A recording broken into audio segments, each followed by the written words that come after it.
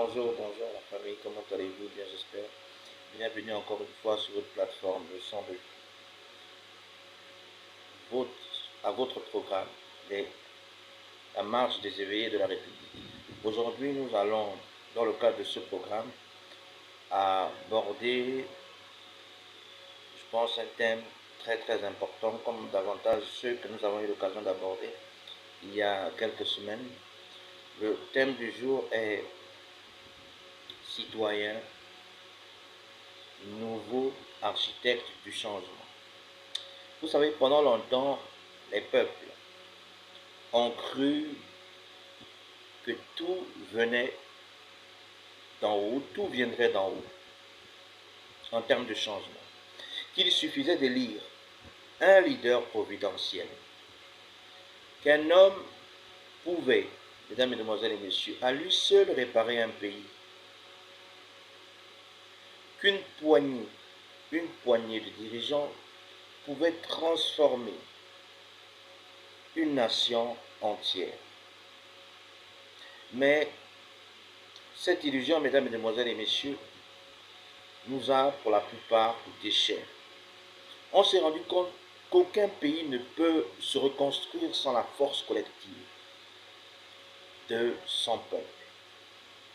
Qu'aucune réforme durable ne survit sans l'énergie de la société civile.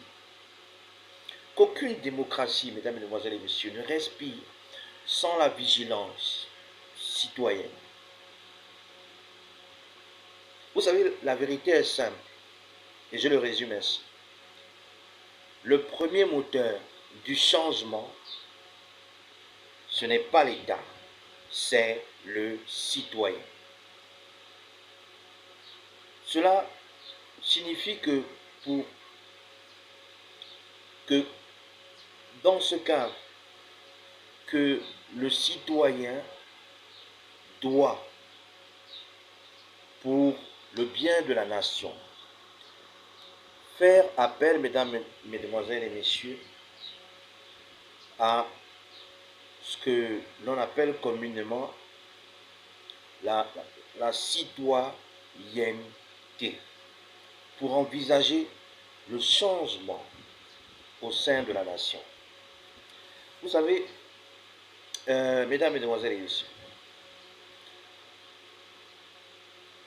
je suis absolument convaincu que la citoyenneté n'est pas un statut.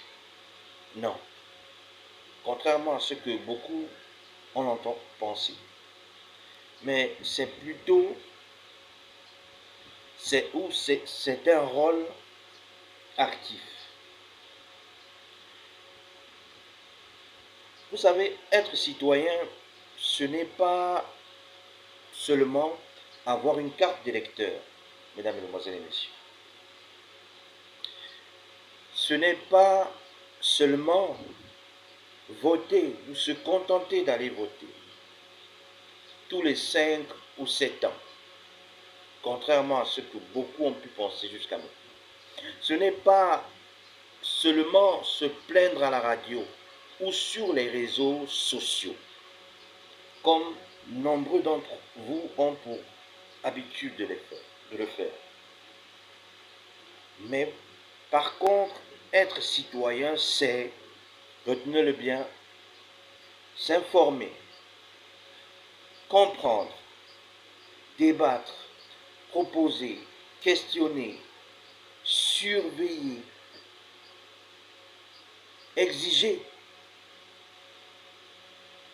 mais également contribuer. Vous savez, mesdames, mesdemoiselles et messieurs, je fais partie des personnes qui pensent que la démocratie ne fonctionne pas si le citoyen dort. Et j'en reste absolument convaincu. Elle ne survit pas si le citoyen garde le silence. Mais elle survit si le citoyen s'éveille. Vous savez, il est important de comprendre qu'un pays se construit d'abord dans la conscience et non physiquement. Les routes, les écoles, les hôpitaux ne sont que les résultats visibles du changement de mentalité, du changement de conscience. Ce qui m'amène à dire que le véritable développement commence, mesdames, mesdemoiselles et messieurs, dans les mentalités. Vous savez, quand un citoyen respecte les lois, il renforce l'État. Quand il refuse la corruption, il assainit la société. Quand il protège le bien public, il protège sa propre dignité. Quand il s'informe, il affaiblit les manipulations. Quand il aide un voisin, il construit la nation. Vous savez, un pays n'est pas une administration ou un gouvernement. C'est une communauté morale.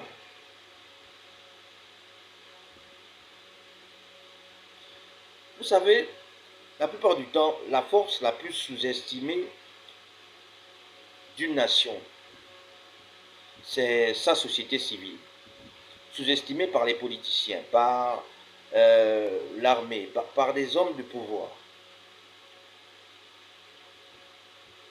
Les associations, les syndicats, les mouvements citoyens, les ONG, les groupes de jeunes, les leaders communautaires, ils sont souvent perçus par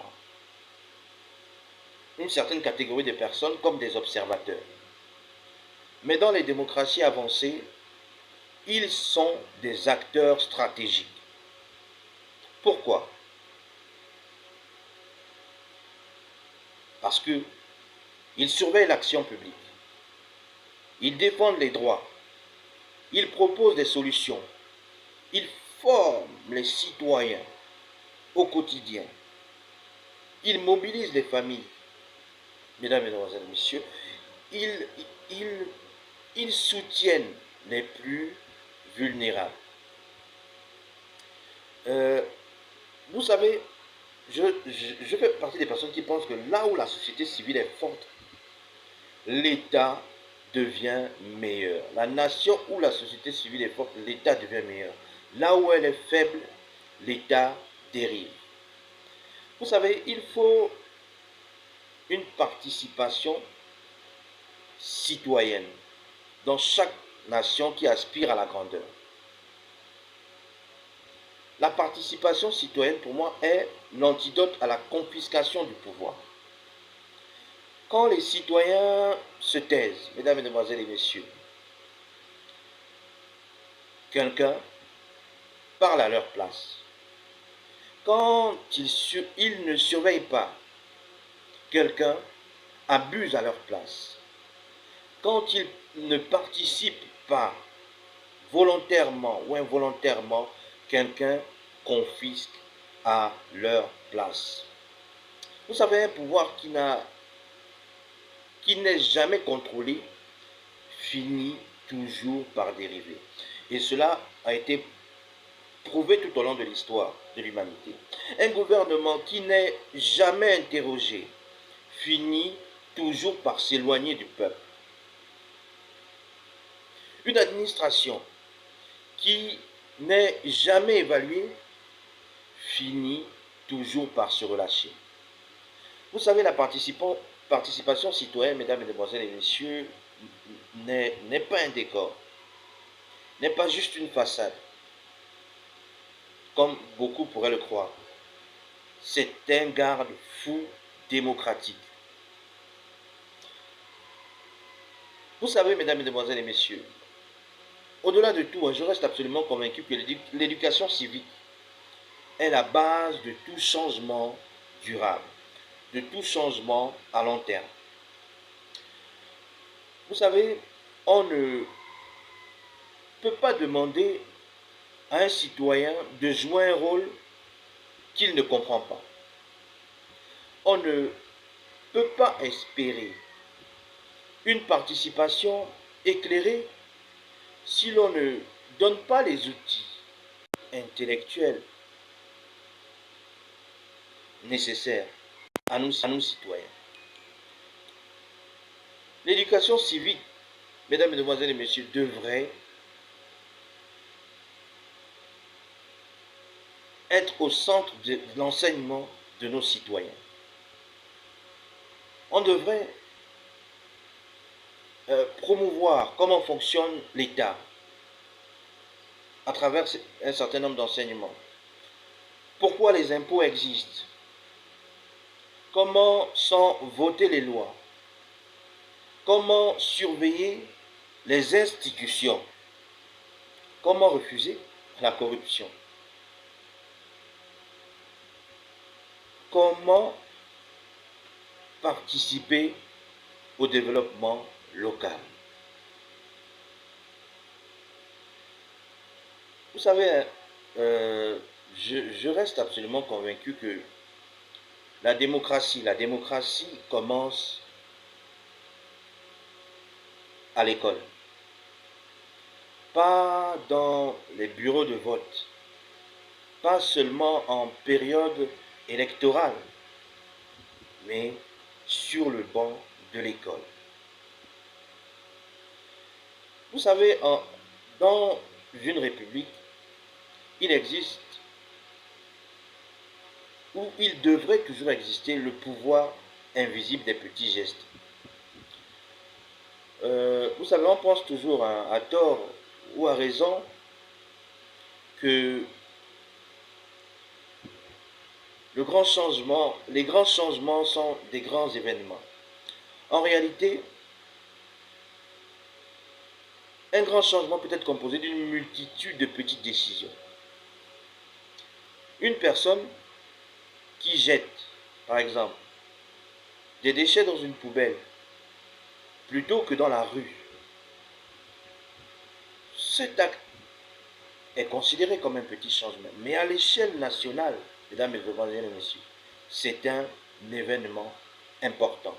Un citoyen qui refuse un pot de vin, un fonctionnaire qui arrive à l'heure, un commerçant qui paie à temps ses impôts, un parent qui enseigne la justice à ses enfants. Ce sont là, mesdames, mesdemoiselles et messieurs, des gestes parmi les milliers de gestes qui, mis ensemble, construisent une culture nationale.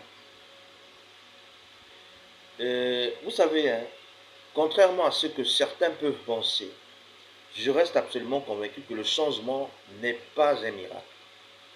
C'est une discipline. Le changement demande de la discipline. Et pour cela, il doit amener les citoyens à se lever. Vous savez, quand les citoyens se lèvent, le pays change.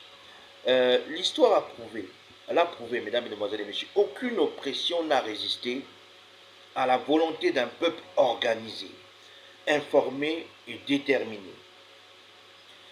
Quand les citoyens se lèvent, mesdames, mesdemoiselles et messieurs, les gouvernements en général les écoutent. Les institutions, remarquez, s'efforcent à mieux travailler.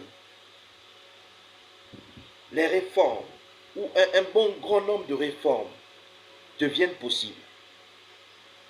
La corruption, quant à elle, recule. Et par effet crescendo, la nation se renforce. Elle s'unit davantage à l'échelle familiale, à l'échelle des entreprises, à l'échelle des villages, des communes. Vous savez, une démocratie n'a pas besoin, à mon avis, d'un peuple parfait. Elle a besoin d'un peuple présent présent dans la nation, présent dans les administrations, dans les quartiers. Vous savez, le premier citoyen, premier bâtisseur de la République de demain, c'est celui qui croit que le changement dans la nation ne tombera jamais du ciel. C'est ma conviction. Il ne viendra pas d'un messie politique. Il ne viendra pas d'une seule personne, mais il viendra, mesdames, mesdemoiselles et messieurs, de la prise de conscience collective, d'une révolution silencieuse, d'un peuple qui comprend enfin que son destin ne dépend plus de quelqu'un d'autre. Quand les citoyens, mesdames, mesdemoiselles et messieurs, deviennent architectes du changement, alors un pays peut écrire une nouvelle page de son histoire. À vous, citoyens qui m'avez écouté, je veux que vous preniez conscience dès maintenant que vous et vous seuls êtes les nouveaux architectes du changement dans vos nations respectives. C'est sur ces mots, mesdames, mesdemoiselles et messieurs, que je vais clore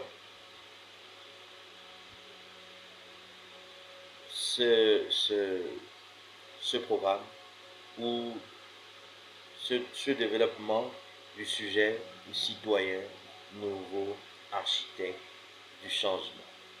En attendant un prochain sujet de réflexion, je vous invite à la réflexion, mais surtout, vous dis à la prochaine.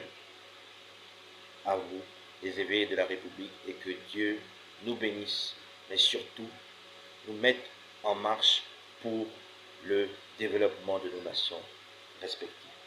Sur ce, je vous salue, je vous dis tout simplement à la prochaine. Ciao, bye, que Dieu nous bénisse.